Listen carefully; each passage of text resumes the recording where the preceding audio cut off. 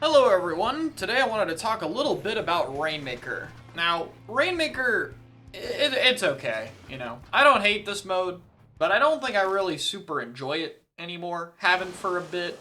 Just in general, I feel like the mode could be a little bit stronger. Now, admittedly, when it comes to a lot of discussions on this channel, people will gravitate towards, they just need to fix the maps. And when it comes to Rainmaker, yeah. However, I think even with the maps fixed, I think even if we had real Rainmaker stages, there's some room for improvement with this mode. So I want to talk about that a little. I had 5 ideas for things that they could change to make Rainmaker a little bit better. Most of them we can even do right now. So yeah, let's talk about that. Let's get the first idea out of the way, kind of the simplest one. The Rainmaker timer when grabbing it should be reduced from 60 to 45 seconds. Pretty simple, pushes aren't as long, pacing is a little bit faster, but more importantly, stalling is incredibly nerfed in this, as you just simply cannot sit with the rain for as long as you used to be able to. I think it's a pretty self-explanatory change. In the Rainmaker challenge, where some of these changes are inspired from, it was a 30-second timer, and 30 seconds is a little too short. But I think 45 seconds would be a good middle ground, because 60 seconds does feel a little bit too long. And again, it just helps the pacing of the mode, and we're here to prevent stalling, because they've already nerfed stalling in this game a decent bit, but I think this would help get it the rest of the way there. Next up is an alternate fire mode. Now, I've gone on record saying that Splatoon 1 fire for the Rainmaker, while a little bit broken, was a whole lot cooler.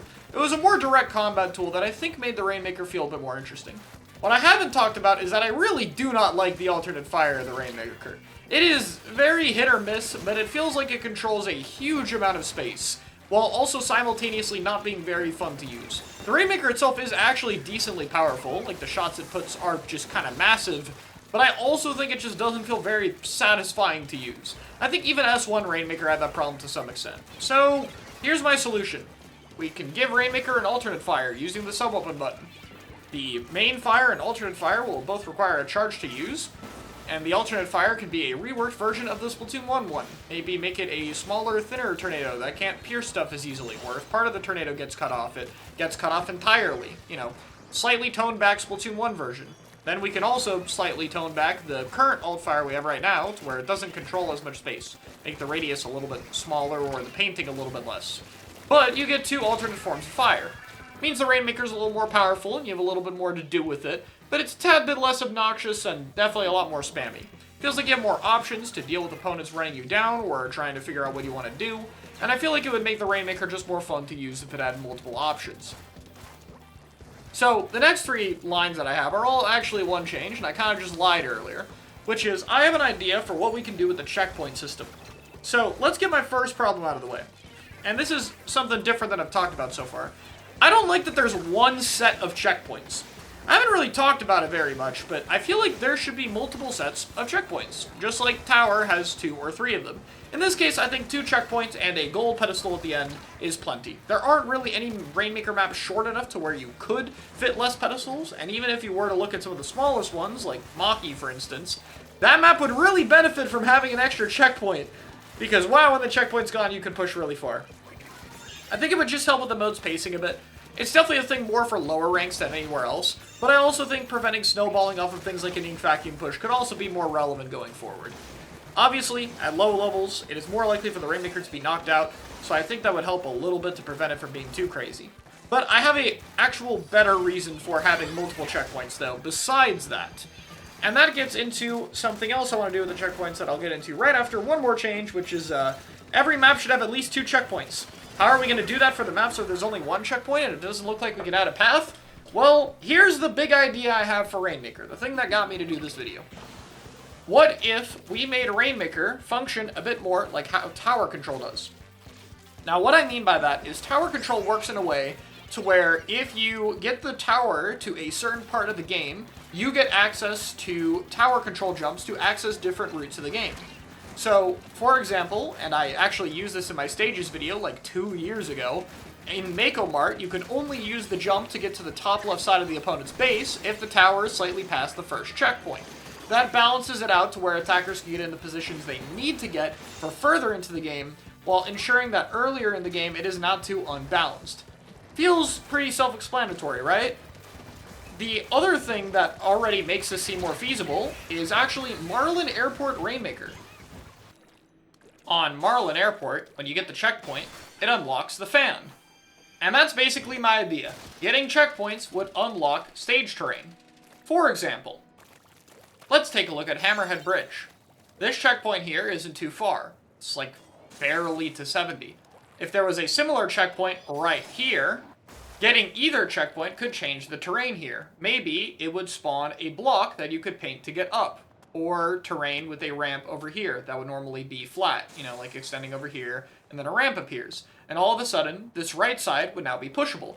This means that before you get the first checkpoint, attackers wouldn't be able to go super far into the enemy base using this new flank route, even though that would be kind of cool, admittedly, but they could get it later by unlocking it with the checkpoint. By then, that could make this an actual path. You could have another checkpoint right up there, you know? And then you'll have to get the checkpoint up there to unlock the next area. So, you know, let's say there's another checkpoint, like one right here, and the other one, like, right up here or so. Getting that set of checkpoints will turn this into a ramp or paintable wall or something, and then that can continue to be another path. Obviously, Hammerhead still wouldn't be great by any means, but you can kind of see what I mean, and hopefully visualize this on other stages. Getting checkpoints to unlock different, you know, terrain or paths in a similar way to the tower control path unlocks certain jumps. I just think it'd be an interesting idea to be able to design the stage around. You could actually have routes be more dynamic and unlock over the course of the game.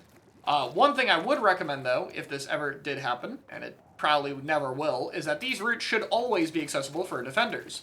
So say there should be a defending sponge here, so that when the defenders want to use this, they can go back this way. Same for something over here.